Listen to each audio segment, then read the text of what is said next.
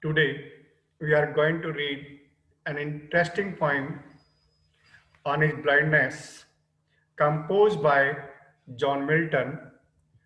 John Milton was a great poet of the 17th century. This poem is autobiographical in nature.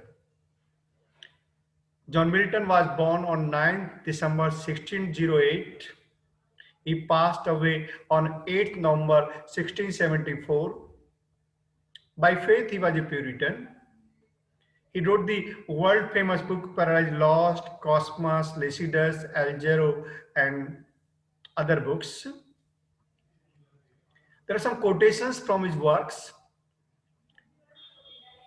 It is better to reign in hell than serve in heaven. Milton expressed his opinion that it is better to rule in hell than to serve in heaven. It means to serve in heaven means it is a life of slavery.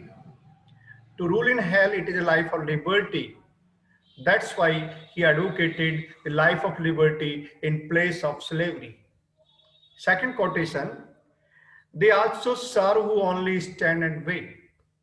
There are so many persons who express doubt about the decisions of the God, and they say that the God is not good, the God is not right. But Milton believes that those persons who stand and wait for the decisions of the God, they are also the true servants of the God. They are also the true followers of the God.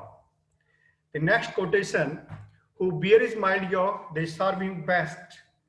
Those persons who bear the situation in which we are placed by the God, Milton feels that is the right way of serving the God. We should not express doubt about the decisions of the God.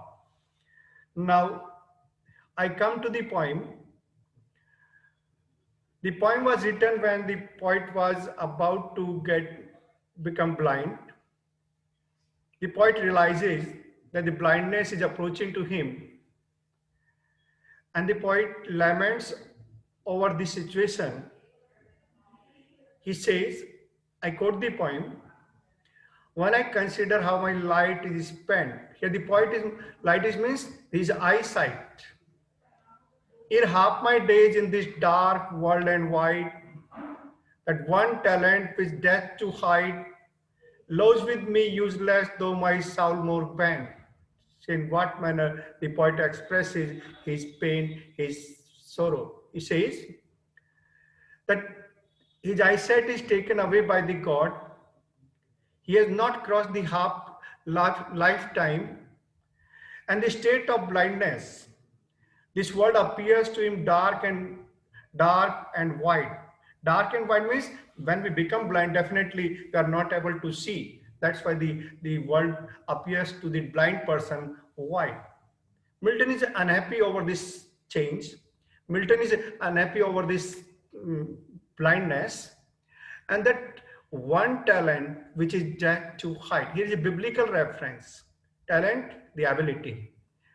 It is in the parables of the Bible, the Christ provided 4 talents to the servants, and the one talent, the other person used the talents, the other person failed to present the account of the talent. And poet himself realizes that he has one talent, the talent of writing poetry. The poet is afraid that he is not able to use his talent of writing poetry. He is not able to serve the maker by writing poems and poems in his service. And he realizes that the death is also approaching to him. Blindness is approaching, and death is also approaching to him, and he is not able to use his talent to write poetry, to write the flowers of poetry in the service of God. And he says, it is lost with me useless. The poet says when he has become blind, he's not able to use that talent, and that's why the ability of writing poetry is becoming useless, though my soul more bent. Though he's inclined to write poetry after poetry in the service of the God. He's interested to serve the Maker. He's interested to serve the God by writing poetry. But he says that the God has taken away his eyesight and he's helpless. And in the next point line, that to serve there with my maker and present my true account, lest returning child. Now the doubts in the mind of the poet that he wants to serve the maker means the God. He wants to serve the God by writing poetry, by presenting the flowers of poetry in his service. And he wants to present the true account of his talent of writing poetry to the God. Now there is a foolish question in the mind of the poet. What is that foolish question? The poet expresses doubt about the decisions of the God, and that whether you would chide him, that he has not used the talent of writing poetry. And now the question that comes in the mind of the poet: doth God exact the labor light denied? The question is that whether the God demands the return of the gifts from that person from whose the eyesight is taken away. That is the question that arises in the mind of the poet.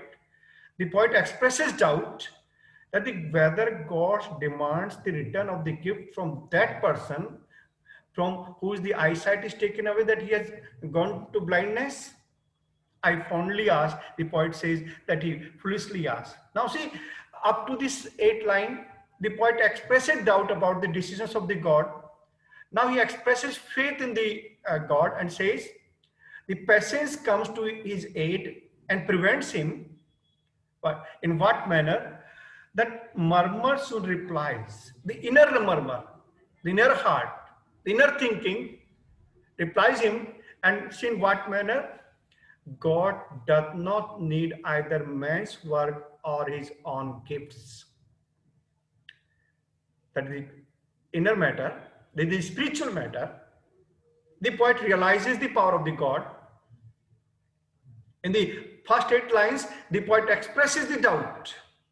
But with the beginning of the 9th line, the poet expresses full faith in the decision of the God and says, God does not need either man's work or his own gifts. God is powerful. God is almighty. He does not need the man's work or the return of his gifts.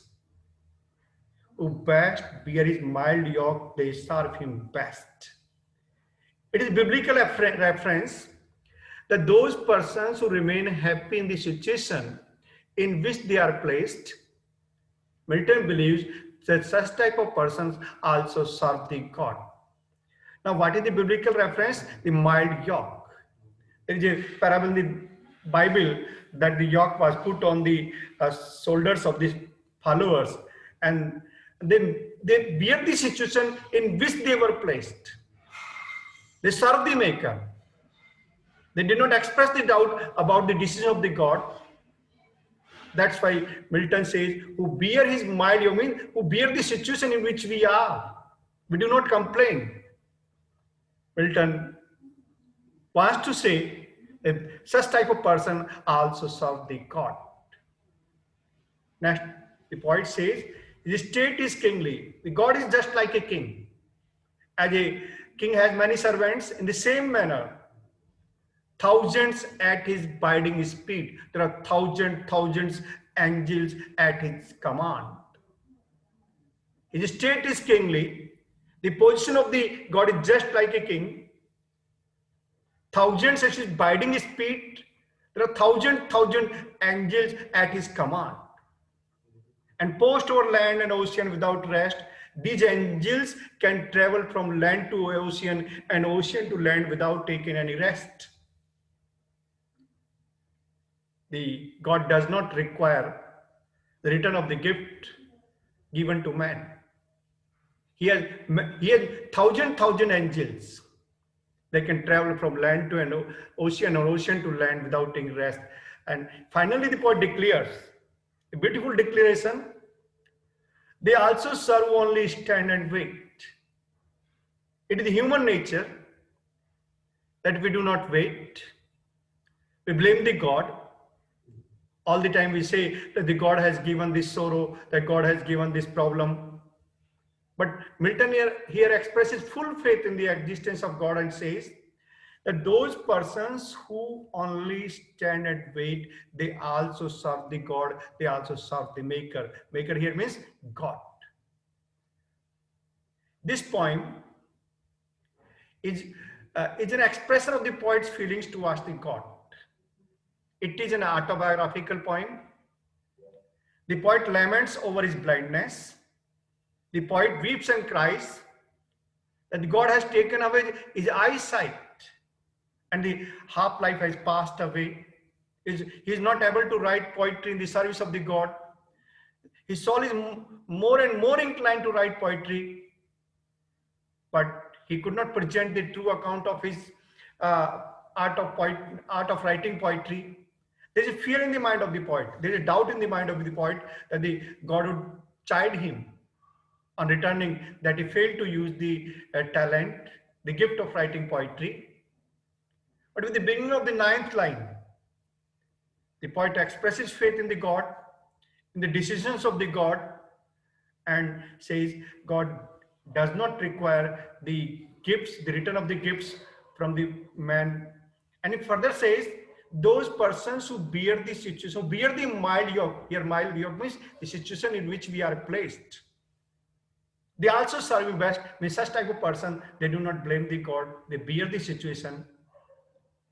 Next, the poet says, the position of the God is just like a king. As in the service of the God, there are thousand servants. In the same manner, there are thousand angels at his command.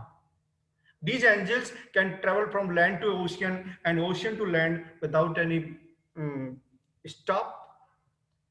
The poet finally declares that they also serve only stand and wait. The poet believes that one should wait for the decisions of the God. Now there is a biblical reference, the mild yoke. See the situation. There are two bullocks, and yoke is placed among the between the two shoulders, and it expresses the situation in which we are placed. And the talent, ability, the God's gift. Here is a reference of the parable of talent, that is Matthew 25th. This poem is an expression of the poet's faith in the existence of God. This poem is also a message to the suffering mankind that one should believe in the decision of the God. One should not express doubt over the decision of the God, and one should wait and stand for the decision of the God. This poem is an expression of the poet's faith in the existence of God. Now we come to the structure of the poem. It is a Petrarchan sonnet. We know that the sonnet is a poem of 14 lines. It is divided into octave and sextet. When I say it is divided into octave and sextet, means octave is a stanza of 8 lines and sextet is a stanza of 6 lines. What happens? The poet develops his mood in the octave part. The poet changes his mood in the sextet part. Means whatever the poet says in the octave part, in the sextet part, that is different part. As we know from this poem, that on his blindness, in the first 8 lines, the poet expresses doubt. But as and when the sextet begins, the poet expresses faith. That is the concluding part. The sextet is the concluding part of the sonnet. The rhyming scheme of the poem is that A, B, B, A, B, B, A, C, D, C, C, D, C. It means the first line rhymes with the 4th line and the second line rhymes with the 3rd line. In the same manner, the 5th line rhymes with the 8th line, the 6th line rhymes with the 7th line, and next we know the 9th line rhymes with the 11th line, and the next the 12th line rhymes with the 14th line. That is the rhyming scheme of the poem on his blindness. It is a musical composition. Yes, when we read this poem, we have the musical expression, we have the musical ideas in this poem. We can also say it is full of biblical references. The mild yoke is there, talent is there. An autobiographical poem, yes, it is a personal poem. The poet is unhappy over his blindness. The poet weeps and laments over his blindness. And in this manner, we can say that it is a poem where the poet expresses his personal pain, personal suffering, and thanks.